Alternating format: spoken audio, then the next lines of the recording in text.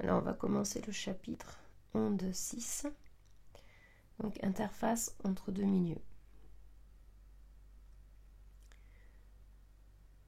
Donc, dans ce chapitre, on va s'intéresser à tout ce qui est réflexion-transmission, donc à l'interface entre deux milieux, pour différents types d'ondes. Donc, premièrement ici, donc, ce que nous allons faire dans cette vidéo, c'est pour les ondes acoustiques dans les fluides. Et puis après, on continuera en cours avec les ondes à l'interface entre deux plasmas où l'air est un conducteur, etc. Donc, grand 1, ce qui est le but de cette vidéo, ondes acoustiques dans les fluides.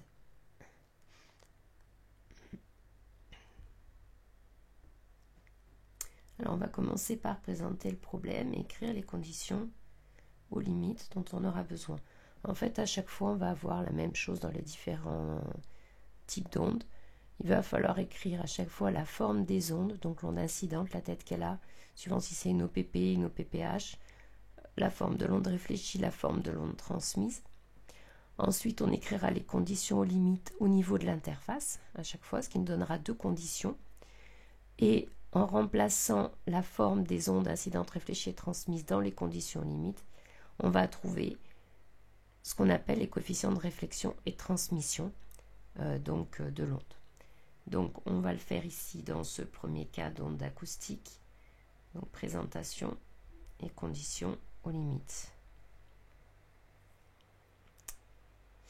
Donc dans le programme, on nous demande de travailler uniquement en incidence normale.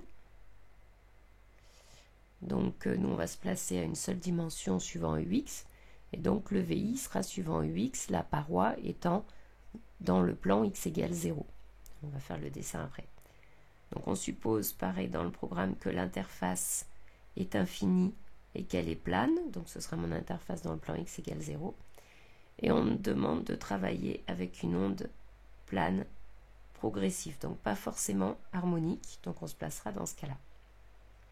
Alors, au niveau du dispositif, donc, on va avoir donc l'as des X ici.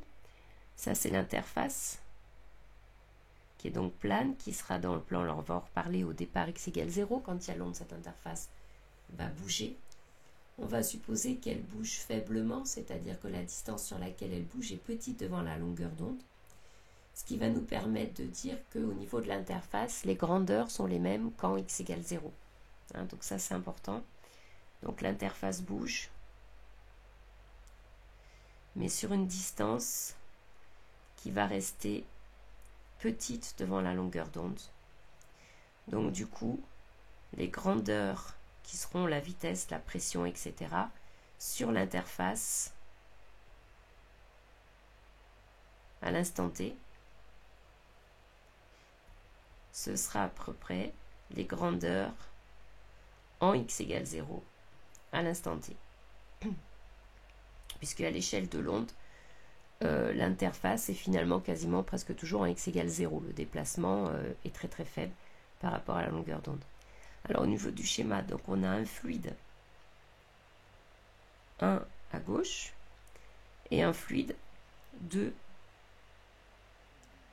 à droite de l'interface. Les fluides n'ont pas forcément les mêmes propriétés, c'est-à-dire que le premier va avoir une certaine masse volumique au repos μ01, le deuxième μ02. Du coup, évidemment, la célérité, je vous rappelle que la célérité, on l'avait montré dans le chapitre sur les ondes acoustiques dans les fluides, chapitre onde 3, c'était 1 sur racine de μ0 qui est. Donc là, a priori, la célérité ne va pas être la même dans les deux fluides, s'ils n'ont pas les mêmes propriétés. μ02 qui est 2. Donc deux célérités a priori différentes, C1, C2. La pression au repos sera en revanche la même dans les deux. Donc ça, c'est pression au repos, pas lorsqu'il y a l'onde. Voilà. Donc voilà les caractéristiques. Alors, on va envisager donc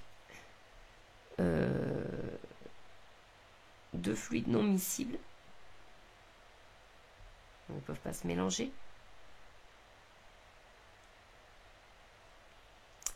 Donc du coup, pour les conditions aux limites, première chose, les deux fluides étant non miscibles, on va avoir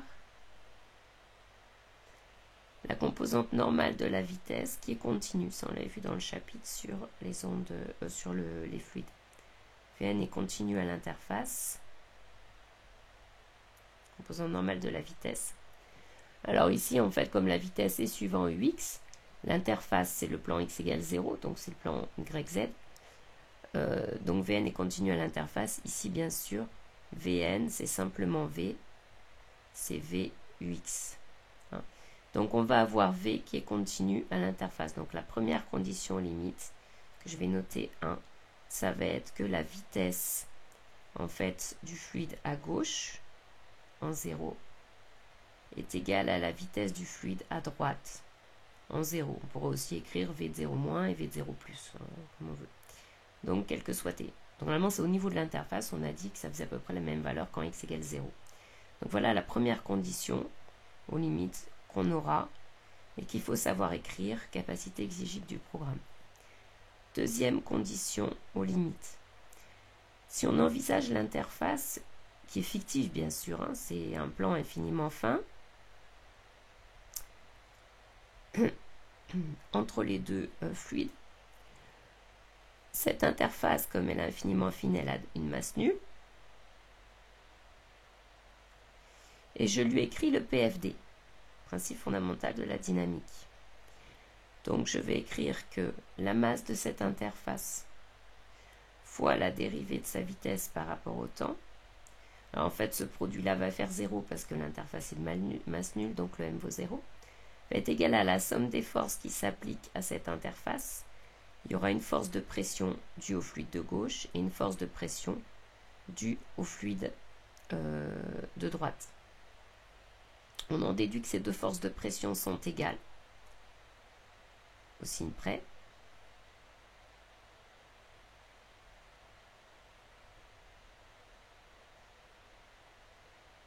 Or, dans ces forces de pression, donc on a la pression qui est égale à P0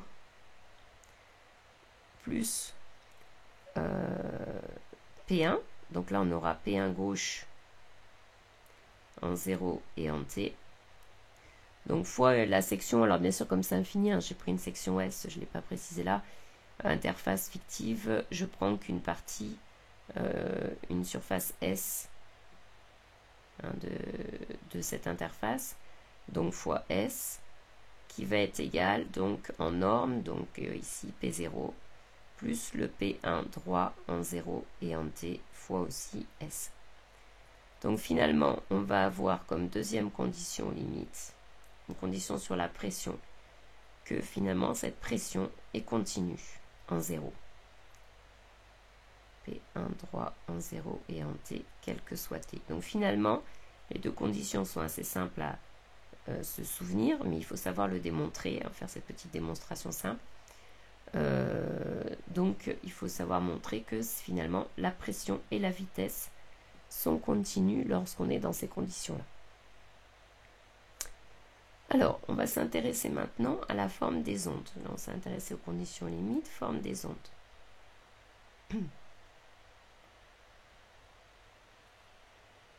J'ai une onde incidente. On a dit que ce serait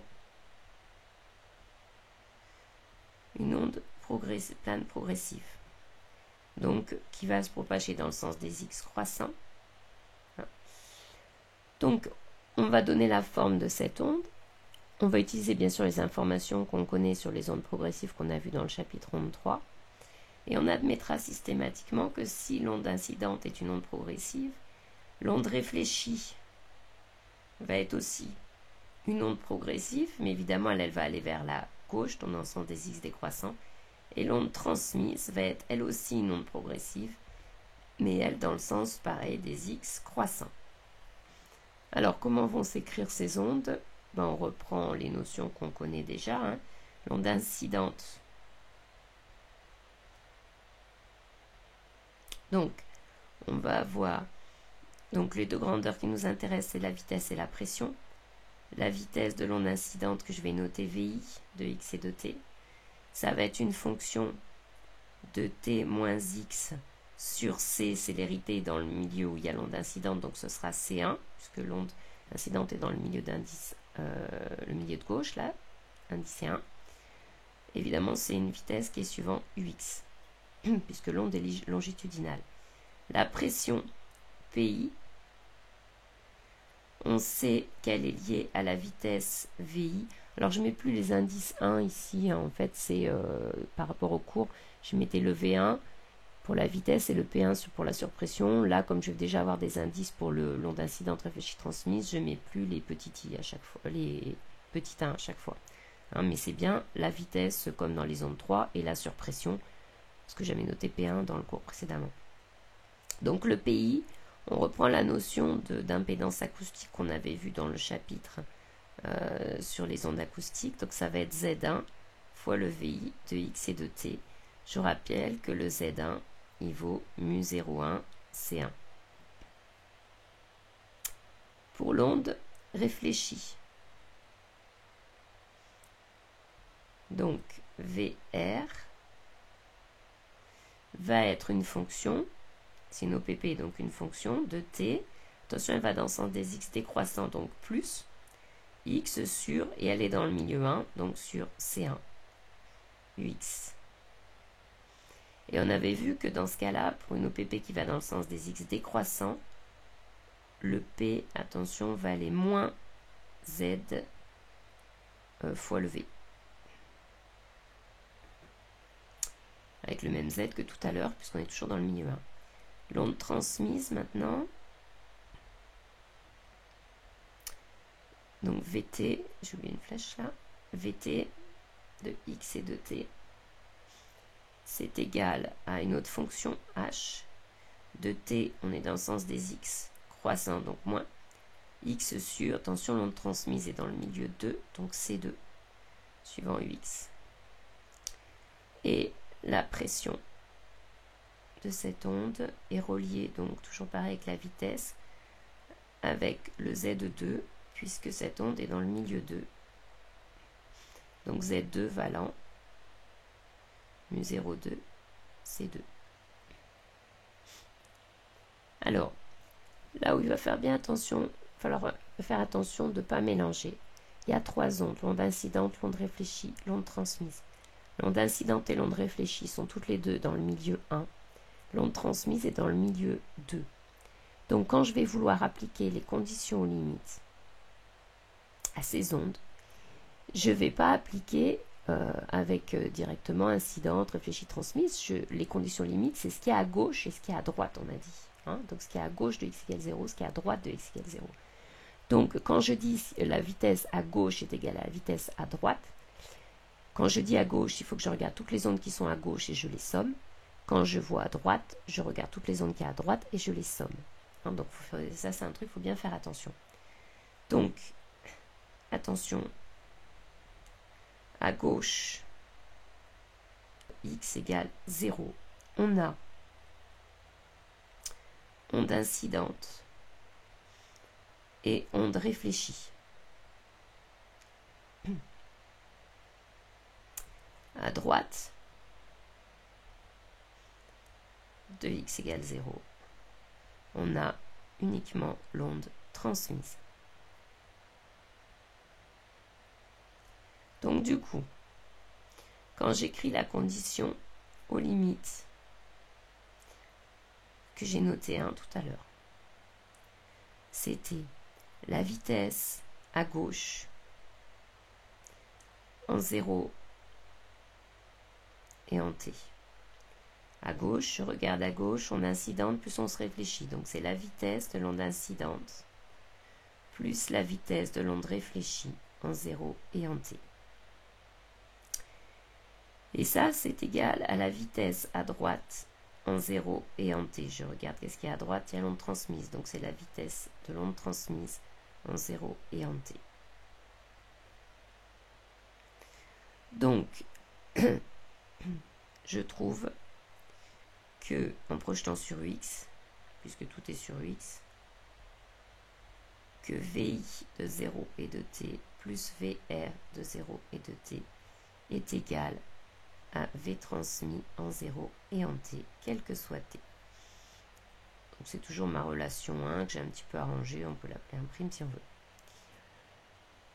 Je la remplacerai après. Condition limite 2, exactement la même chose.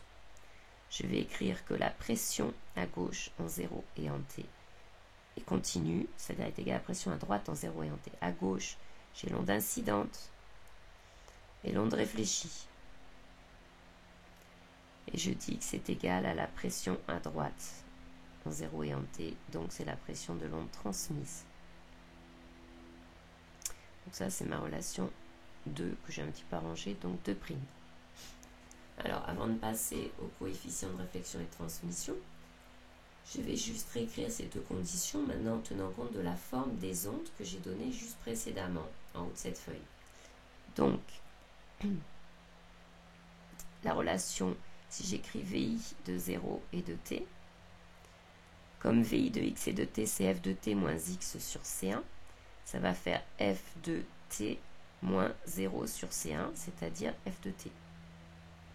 De la même façon, je vais avoir VR de 0 et de t qui va valoir G de t plus 0 sur C1, c'est-à-dire G de t. Et encore, je l'écris de façon un peu plus rapide, V transmis en 0 et en t qui va être égal à H de t moins 0 sur C2, c'est-à-dire H de t. Donc ça s'écrit finalement assez simplement.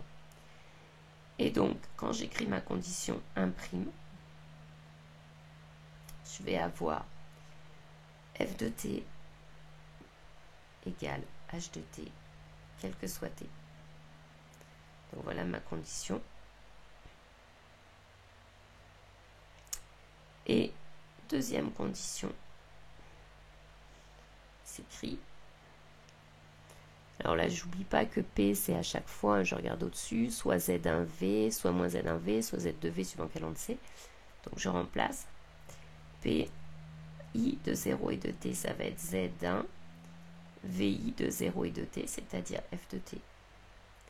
Ensuite, plus PR, PR de 0 et de T, ça va être moins Z1, VR de 0 et de T, donc G de T. Et ça, c'est égal à P transmis en 0 et en t, c'est-à-dire Z2 V transmis de 0 et de t, soit H de t. Et ça, c'est vrai toujours quel que soit t. Donc, j'ai ma deuxième condition qui est ici. Donc, vous voyez en fait que ces conditions, finalement, vu les formes des ondes, ne font apparaître que les valeurs de f, g et h en t. Donc ça relie f de t, g de t, h de t à chaque fois. Alors, donc nous allons passer maintenant aux coefficients de réflexion et transmission. Donc il est marqué dans le programme capacité exigible, savoir écrire et retrouver les expressions des coefficients de réflexion et de transmission pour les différentes grandeurs. Donc coefficient de réflexion et transmission en amplitude. On verra tout à l'heure pour la puissance. Alors, on a plusieurs coefficients qu'on peut définir. Ils sont tous définis dans le programme. On peut faire des coefficients de réflexion et de transmission en vitesse pour le vecteur V ou en pression pour la surpression petit p qu'on avait noté P1 dans le cours. Donc, je vous les définis tous. À chaque fois, un coefficient de réflexion, par exemple, c'est la grandeur réfléchie de l'onde réfléchie sur la grandeur de l'onde incidente à l'endroit où il y a réflexion, c'est-à-dire ici au niveau de l'interface, donc quasiment en zéro, on a dit. Pour la transmission, c'est la même chose, mais c'est la grandeur de l'onde transmise sur la grandeur de l'onde incidente, toujours au même endroit, à l'endroit où apparaît cette transmission, donc au niveau de l'interface, donc ici en quasiment zéro. Donc si je définis des coefficients en vitesse, je vais définir un coefficient petit r que je vais noter indice V pour vitesse, qui va être la vitesse de l'onde réfléchie en 0 et en t sur la vitesse de l'onde incidente en 0 et en t. Donc ça, c'est la définition. Après, comment ça va s'écrire? On vient de le dire juste au-dessus. La vitesse de l'onde réfléchie en 0 et en t, c'est g de t. La vitesse de l'onde incidente en 0 et en t, c'est f de t. Hein. Donc sa définition, et à côté, c'est la façon dont ça s'écrit ici.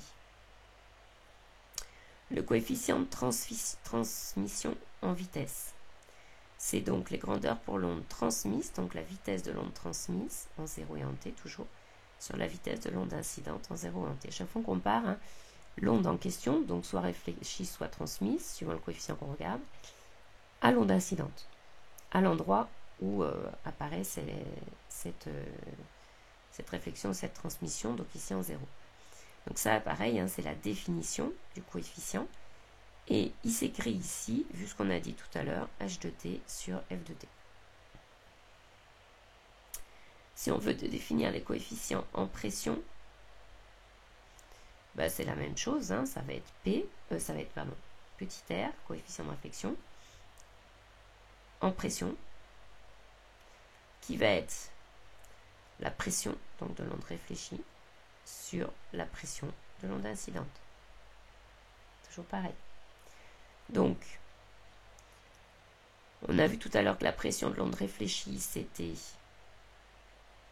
moins Z1 fois la vitesse de l'onde réfléchie, donc le fameux G de t, sur la pression de l'onde incidente, c'est-à-dire plus Z1, fois la vitesse de l'onde incidente en 0, donc ici f de t. Donc en fait, ça vaut moins G de t sur f de t, donc ici ça vaut moins R indice petit v. Et puis, si on regarde le coefficient, donc ça c'est coefficient de réflexion en pression, donc finalement il est opposé au coefficient de réflexion en vitesse. Et le coefficient de transmission en pression, il va être défini, toujours pareil, c'est la pression de l'onde transmise sur la pression de l'onde incidente. Il va donc s'écrire l'onde transmise, c'est Z2 fois la vitesse de l'onde transmise, donc en 0, ça va faire h de t, sur la pression de l'onde incidente, donc c'est Z1 fois la vitesse de l'onde incidente, soit f de t quand c'est en 0. Donc on va retrouver cette fois-ci Z2 sur Z1 fois h de t sur f de t, c'est-à-dire fois le coefficient de transmission en vitesse.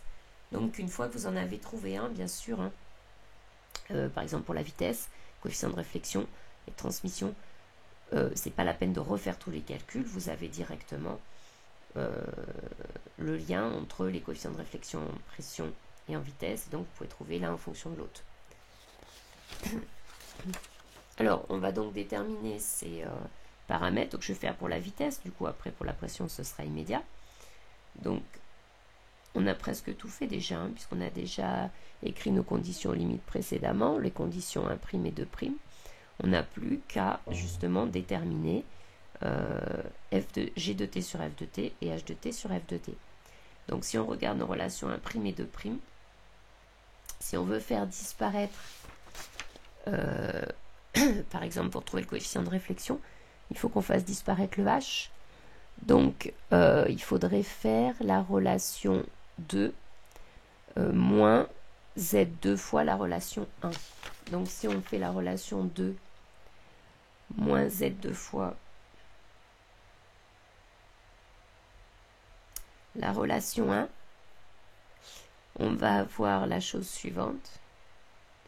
On va trouver Z1 moins Z2 fois f de t, qui est égal à Z1 plus Z2 fois G de t. Et du coup, on trouve G de t sur f de t, qui vaut le coefficient de réflexion en vitesse, qui vaut donc moins le coefficient de réflexion en pression, d'après ce qu'on a montré, et qui s'écrit Z1 moins Z2 sur Z1 plus Z2.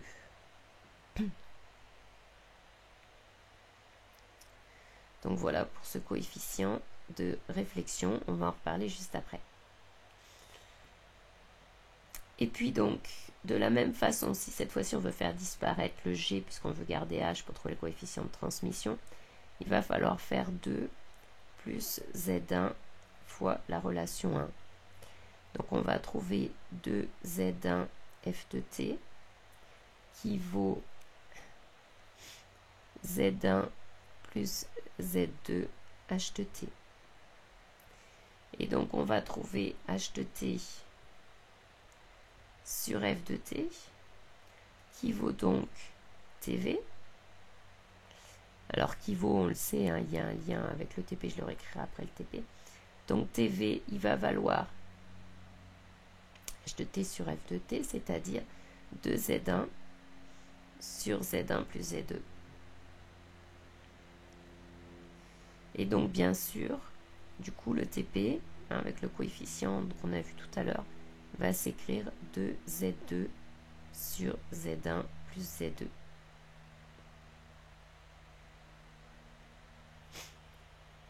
Alors, qu'est-ce qu'on peut dire un petit peu de ces coefficients? On voit que les coefficients T, donc de transmission, sont toujours positifs. Donc ça veut dire que les deux ondes transmises incidentes sont en phase. L'onde transmise est en phase avec l'onde incidente. Donc ça, ce sera toujours vrai.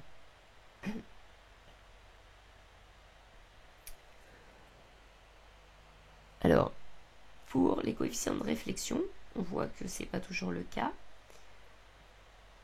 On voit que si Z1 est supérieur à Z2, RV est positif, mais RP est négatif. Donc ça veut dire que les ondes de vitesse sont en phase, ondes de réflexion réfléchies et transmises pour la vitesse sont en phase, alors que les pressions sont en opposition de phase. Donc l'onde, les vitesses de l'onde réfléchie et incidente sont en phase. La pression, maintenant, de l'onde réfléchie et incidente sont en opposition de phase. Et on voit bien sûr que c'est l'inverse si Z1 est inférieur à Z2. Donc il peut y avoir un déphasage qui vaut pi en fait, donc ça correspond ainsi de moins suivant la valeur de Z1 par rapport à Z2. Alors on voit une autre chose importante, c'est que si Z1 égale Z2, il n'y a pas d'onde réfléchie. Donc ce cas-là, on va le revoir tout à l'heure quand on va parler de puissance, puisque c'est un cas qui nous intéresse particulièrement.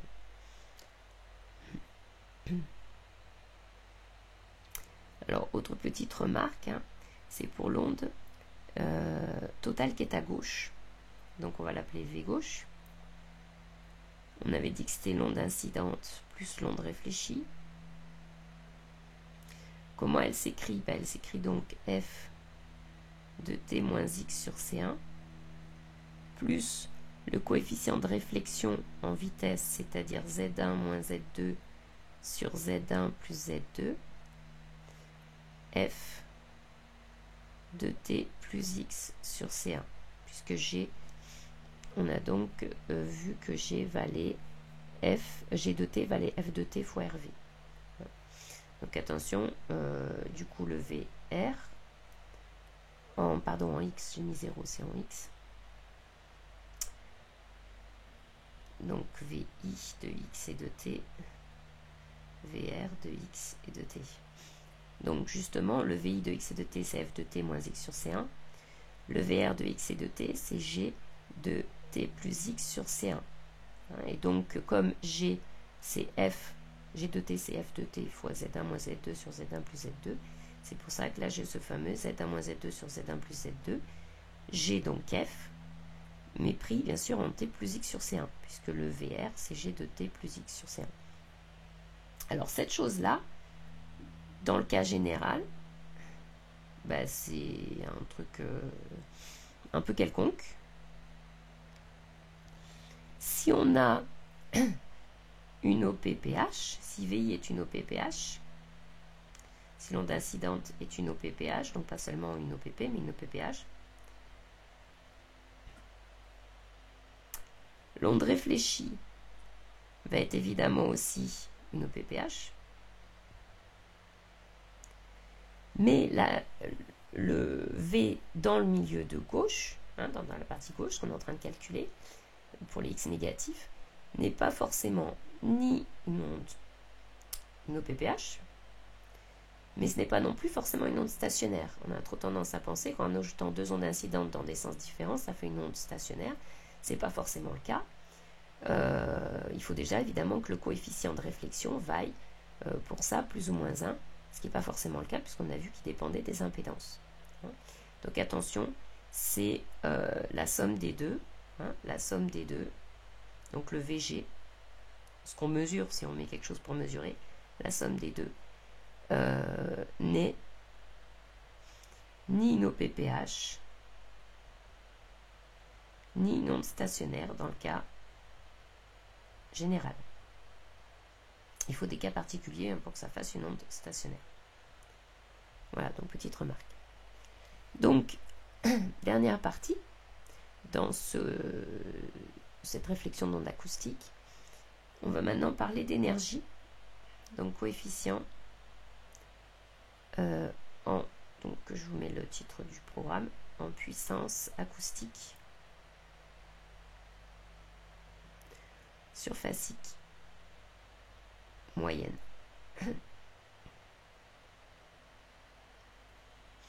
Alors, puissance surfacique, vecteur de Poynting, l'équivalent du vecteur de Poynting en électromagnétisme, donc le pi qu'on a vu en cours, puissance surfacique moyenne, donc avec une moyenne au cours du temps. Donc en fait, les coefficients, en général, on les note avec des grandes lettres.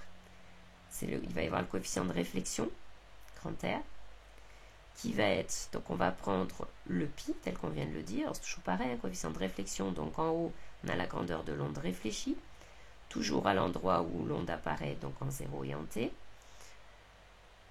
Donc, en norme, bien sûr, et on a dit puissance moyenne, donc on fait une moyenne sur le temps. Et sur la même chose, mais pour l'onde incidente, donc norme de la puissance moyenne de l'onde incidente, en 0 et en t toujours. Donc ça, c'est le coefficient de réflexion en énergie, ou en puissance.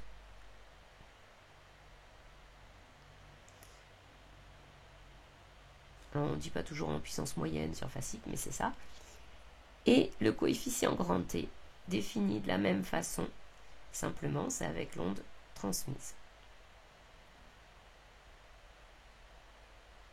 Sur pi en 0 et en t.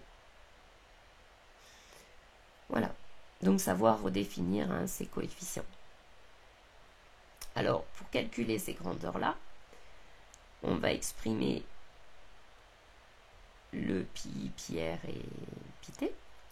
Donc, le pi en x et en t, il va s'écrire, on revoit son cours, c'était du P1V1, ce que j'avais noté avec les indices 1, donc là sur pression, et la vitesse, donc là pour l'onde incidente, donc je les ai notés ici, PI, VI. Donc évidemment en X et en T à chaque fois. Donc si j'écris ça en 0, si j'écris ça en 0 et en T, je vais avoir pi en 0 et en T qui va valoir, donc en moyenne, puisque c'est la moyenne que je veux calculer moi, qui va être égale à la moyenne de PI de 0 et de T, VI de 0 et de T moyenne sur le temps. Le PI, on sait qu'il est relié au VI par PI égale Z1 VI. Donc je vais avoir Z1 qui est une constante qui peut sortir fois du coup la moyenne de VI carré sur le temps. Et donc, comme mon VI de 0 et de T, on avait vu qu'il valait F de T, ça va faire Z1 fois la moyenne de F de T au carré. Donc c'est F qui est au carré, c'est pas T bien sûr. F de T, c'est le tout au carré. f carré de t si vous préférez, moyenné sur le temps. Donc exactement de la même façon, sur le temps j'ai dit,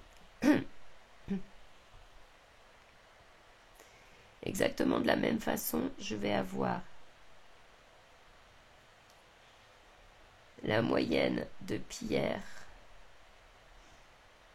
sur le temps qui va s'écrire, il y aura un moins parce qu'il y avait du moins Z1, donc moins Z1 la moyenne de G carré de T sur le temps, et bon, de toute façon le moins va disparaître hein, puisqu'on a vu qu'on prenait les normes hein, des vecteurs de pointille, des vecteurs pi, et puis donc le moyenne de pi t de 0 et de t qui va être égal à Z2 moyenne de H carré de T. Alors, juste, bien sûr, on va essayer de réécrire avec les coefficients qu'on a déjà trouvés, de coefficients de réflexion et de transmission, pour ne pas avoir à refaire les calculs, parce qu'on les a déjà faits. Donc, on va reprendre les coefficients de réflexion en vitesse, transmission en vitesse. On avait vu que G de T était égal à RV fois F de T. En fait, c'était quel que soit T. Hein, donc, ce coefficient, bien que G dépende de T et F dépende de T, c'est un coefficient qui est constant. Donc, si je fais la moyenne sur le temps, si je mets au carré et que je fais la moyenne sur le temps, je vais avoir moyenne de G carré qui est égale à RV carré, moyenne de F carré de T, bien sûr. Et de la même façon, je vais avoir comme H de T, c'est égal à TV, coefficient de transmission en vitesse qui est constant, fois F de T, et ça c'est vrai quel que soit T. Je vais donc avoir la moyenne en mettant d'abord au carré et puis en faisant la moyenne de H carré de T qui est égale à TV carré fois la moyenne de F carré de T. Et du coup, je trouve mes coefficients en puissance, grand R, qui vaut donc, alors si je reprends les normes des pi r et du pi, la norme du pi r, ça va faire Z1 moyenne de G carré de T sur Z1, je dis que c'était la norme, hein, donc il n'y a plus de moins, moyenne de F carré. Ça fait donc simplement moyenne de G carré sur moyenne de F carré. Et donc, c'est simplement petit RV carré. Et puis, pour le coefficient de transmission,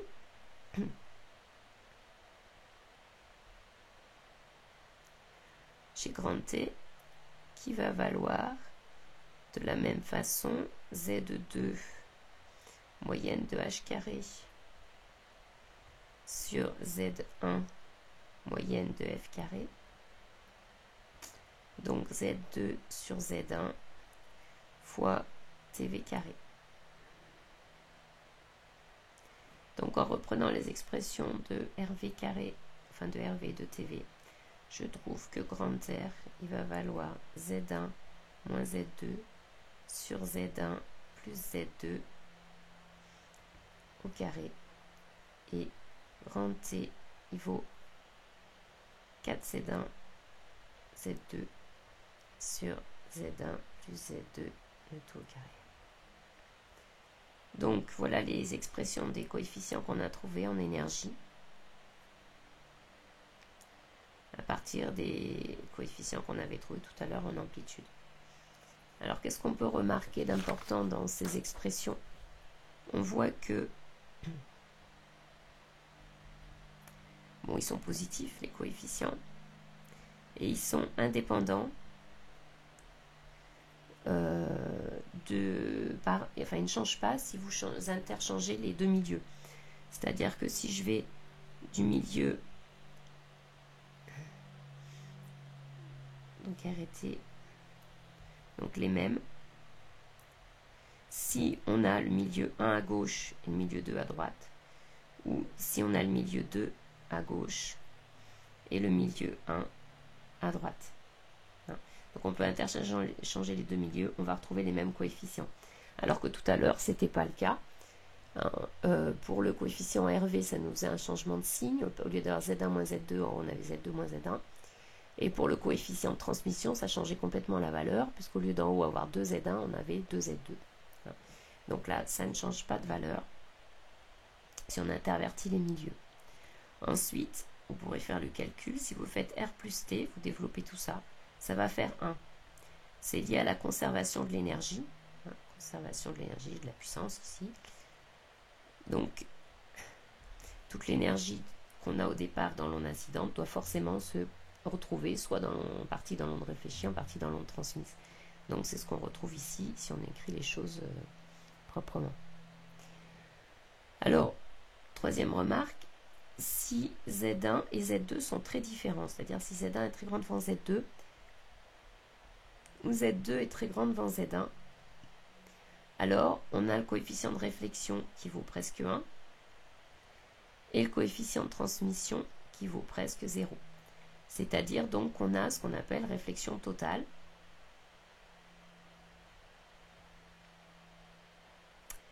Donc il n'y a pas d'onde transmise.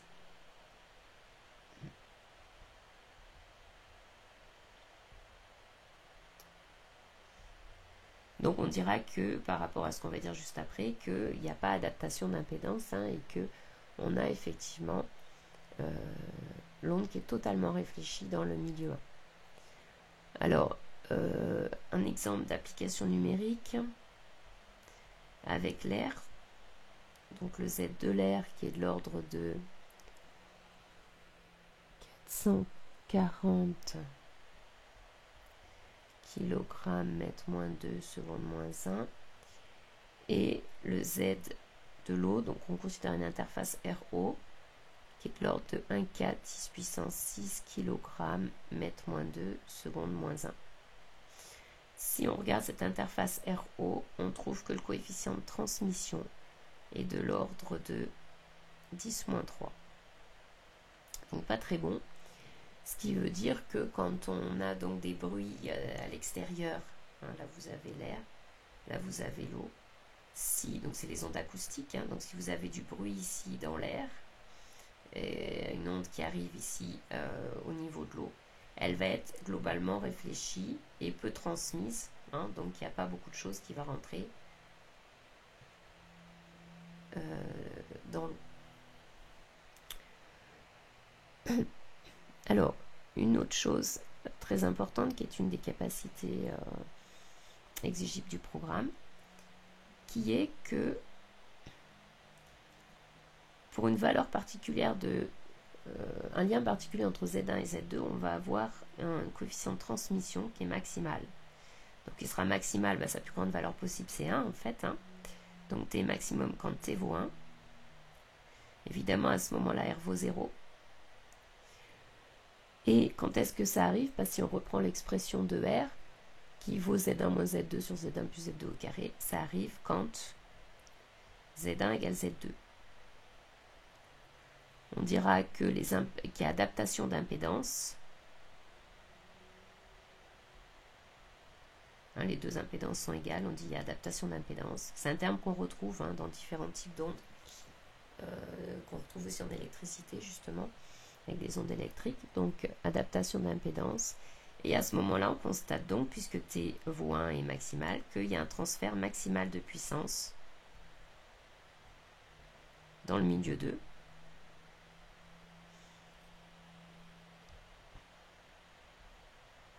Puisque toute l'onde, en fait, toute l'énergie qu'il y avait dans l'onde incidente se retrouve dans l'onde transmise.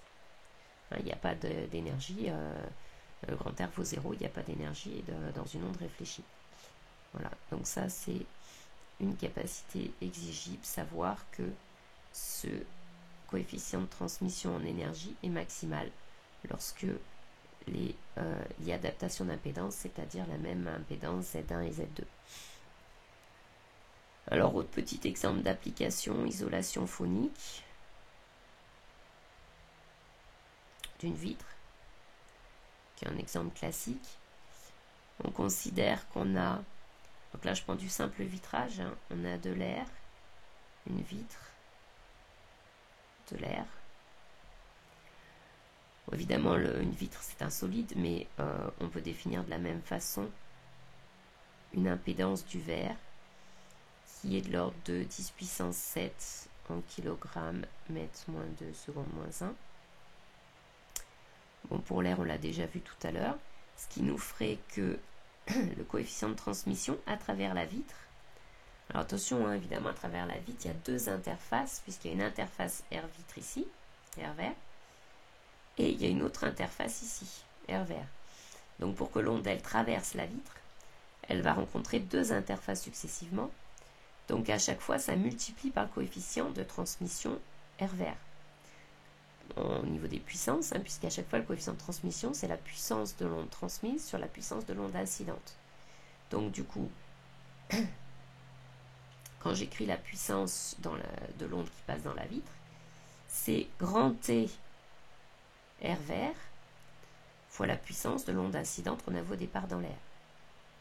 Et donc, je vais peut-être l'écrire, hein, donc on va avoir la puissance de l'onde dans la vitre qui va être égale, donc en moyenne, hein, toujours, qui va être égale à grand T R verre fois la puissance de l'onde incidente dans l'air.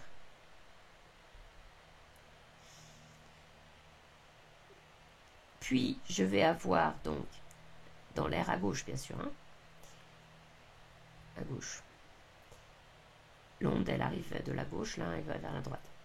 Donc ensuite, je vais avoir la puissance de l'onde dans l'air à droite, donc la puissance de l'onde transmise, totale à travers la vitre, qui va être égale de nouveau à T R verre fois la puissance de l'onde dans la vitre, qui allait vers la droite. Donc globalement, on voit bien que la puissance dans l'air à droite, donc de notre fameuse onde transmise à travers tout, ça va valoir T R verre au carré fois la puissance de l'onde incidente dans l'air à gauche.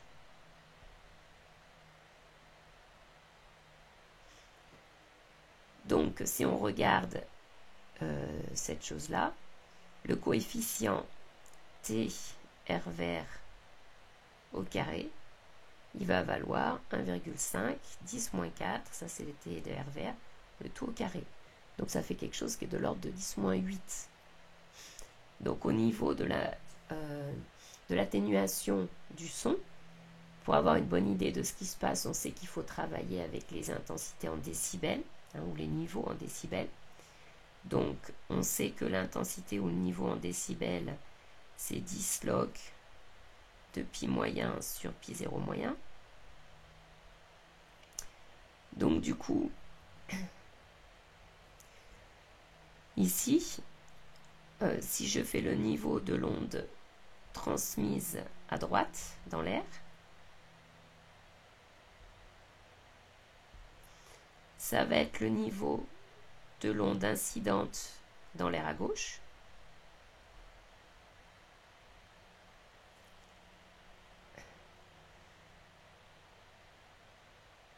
Moins 10 log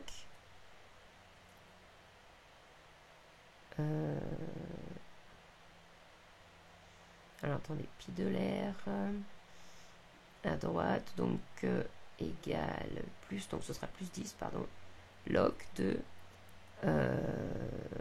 T R verre carré.